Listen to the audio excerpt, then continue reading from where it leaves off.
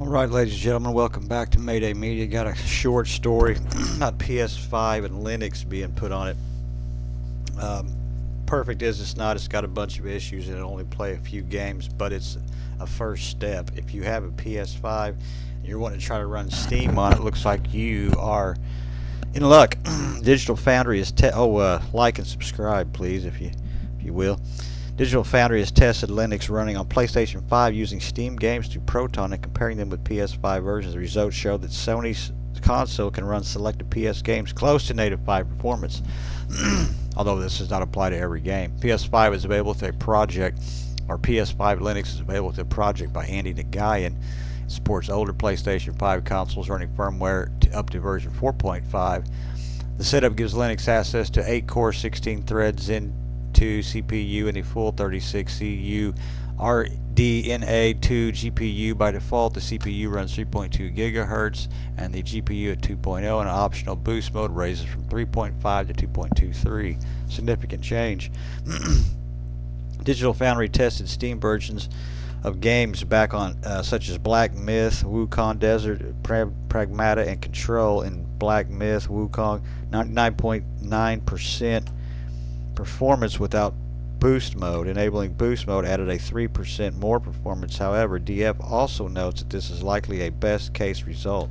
In the DF Direct discussion, Alex Battaglia said that this type of parity is not typical when comparing console builds against PCs like Linux set up using generic drivers and Protons.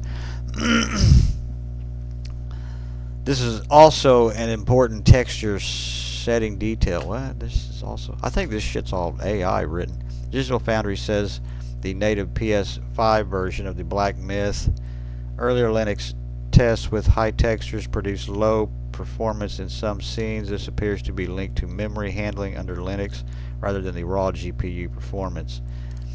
The main limitation appears to be graphics allocation. The PS5 uses unified memory, but Linux appears to handle it more like a PC with separate memory pools. Digital Foundry says dynamic VRAM allocation seems to top out at around 6 gigabytes. This helps explain why Pragmata showed heavy stutter in later areas. Crimson Desert also has rendering problems with the sky failing to render correctly, they note. Okay, here's some of the data.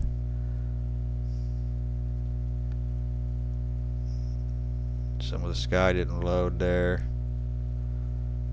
Yeah, so we've got some issues. Control offered another useful test. Digital Foundry ran PC version of PS5 Linux at 1080p with low settings and medium ray tracing. The game mostly ran between 50 and 60 FPS, with some drops into the 40 FPS range. DF knows that the native PS5 version offers mode and 4060 rather than the Linux test suggests that a mode may have been possible, although PC version does not include all console-specific rendering optimizations. The PS5 Steam machine with no Valve machine in sight, PS5 Linux projects give us an interesting opportunity to see how fast current-gen consoles actually is us. See, I'm telling you, this stuff's written by. Unfortunately, the project remains limited to older firmware, and the current setup is not a practical option for most users. Digital Foundry also ran into a 1080p output limit during testing, while wider display support is still being worked on.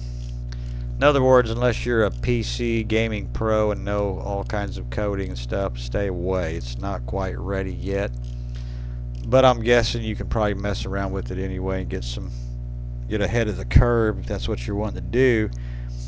Very interesting. I think when Steam does finally, that Steam machine does come out, I think if it's priced right, it's going to sell pretty good. And I think that a lot of this will be catch up, you got the Microsoft trying to do something like Steam's got, and I think they're going to be behind the curve for a minute, and whether or not they'll pull out of it's another story. It might be their biggest downfall. People might just want them to be console only.